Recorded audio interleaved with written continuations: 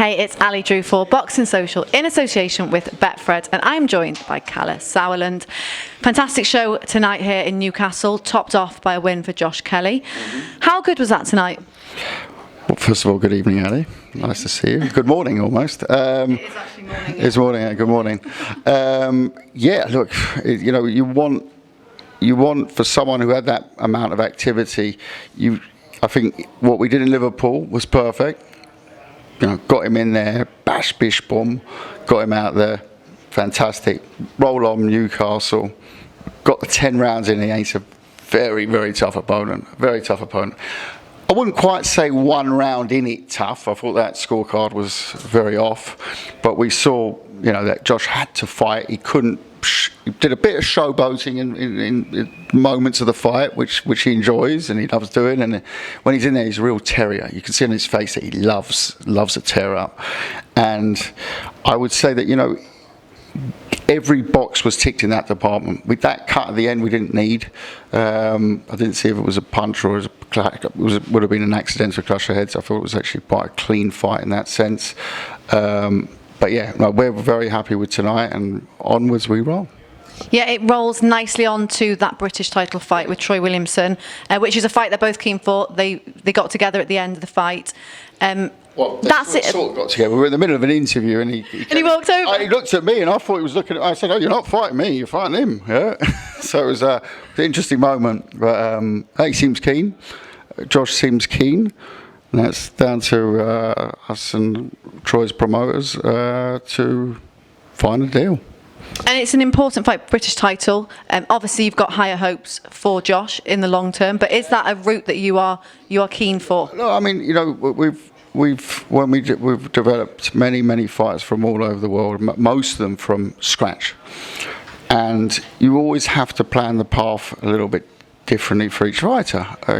We use the WBO Intercontinental tonight because we know that will give us a good ranking.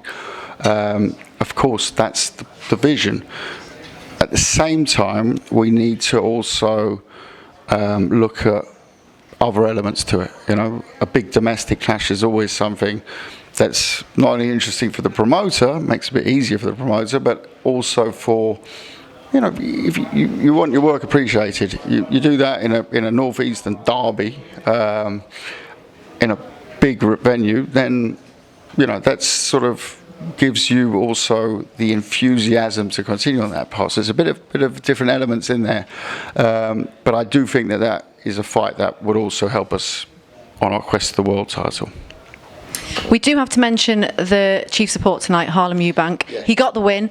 Bit of an unusual fight all round. There was some illegal punches, the sort of stoppage at the end. Just talk me through that. I mean, great that he's got the win, but a bit of an unusual one. I mean, first of all, the opponent, I believe, he stopped Lara, who beat Warrington. So you see the sort of level of opponent. Tough Mexicans, we all know. There's no not tough Mexicans, but he could fight. Harlem, for me, put on a showcase performance up to the 8th round, and he's such an improving fighter. I don't like to say improve because he's still improving. That left hook is turning into such a weapon, especially the counter left. His jab is fantastic. The footwork's brilliant. They're doing a great job in the boxing booth gym with him, and I just see the way he dedicates himself to it. And I just was shocked when the first punch, okay. But then when he's not defending himself, not moving, because the first fight wasn't a power punch, it was to call him. And then he's just loaded up, and you can see he's not even put his hands up, he's just standing there looking at him. I mean, the guy got to realise what's going on. I don't care what language he bloody speaks, but so he knew exactly what he was doing. Then you've got to remember the law of the land in the UK. Always different. Every commission is different. And actually, I confess I was shouting and screaming and effing and blinding. A little bit too loud maybe on domestic television, but shit happens. And I went over and I said, it's got 5 minutes. And then I've realised, oh, that's not in the rule, 5 minutes. I've got that one really wrong. And came over and explained, look, he's given him the time. He's asked him 3 times, explained to him as well that if he stops now, he wins by disqualification. 3 times, I was told, I haven't looked back at it yet, 3 times he said, I want to continue. So whatever we say, he should be disqualified, whatever, it wasn't Harlem's wish. I mean, I find that in itself a story, fantastic, because he could have taken the win and we roll on, end of. But he got up.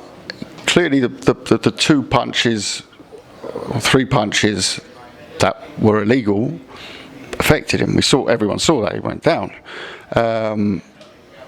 But he came back in the 9th round and almost took his head off.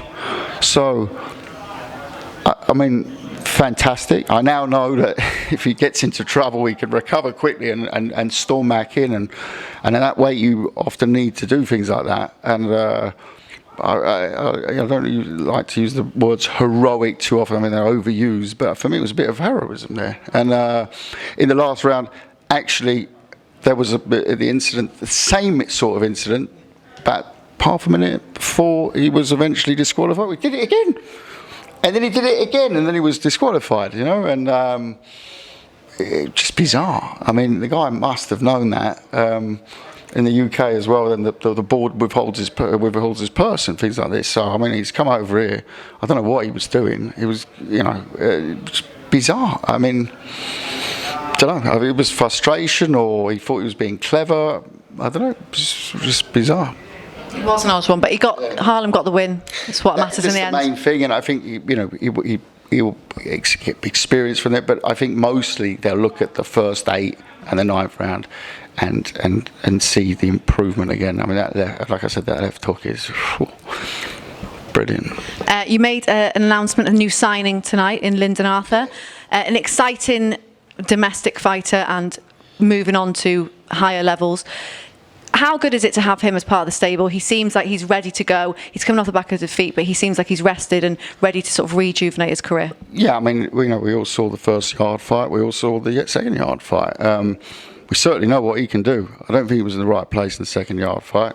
Easy to say after a fight, but that's what we think. And it's one of the first things I said. We were going up to do an interview together for Channel 5, and I said, look, we're going to mention Callum Johnson, I'm going to mention Dan Aziz, and I'm going to mention Josh Buatsi. And he said to me, yeah, don't forget to mention Yard as well. So I was like, right, okay, fair enough. That says it all. and he's up for the trilogy. He's just come out from a training camp with Beterbiev. This guy's on a level already, and I feel a bit spoiled that we've managed to pick him up, and there's not really much work that needs to be done on him, so it's like stepping into a Rolls Royce, and sort of, I know where the key is at least. I haven't got it in the ignition just yet, but I know where it is, and I know the path that we're gonna take him up, and I know he can go all the way. I know he can. Well, before we finish, you're going to get this from everyone, but I have to ask, how far are we in the Chris Eubank Jr. Conor Benn saga? What is the latest? We keep hearing 24 hours, 48 hours, we're going to get an announcement. What's going on? It feels like like one of them Netflix series, I'm watching Better Call Saul at the moment. Reminds me a bit of one of them. It feels like everyone is really excited about a fight that we're talking, and yes, we have been talking now a few days. When it broke, I didn't know a thing about contracts. They said it had been signed. We hadn't exchanged drafts of contracts. That doesn't get signed. It's a first draft.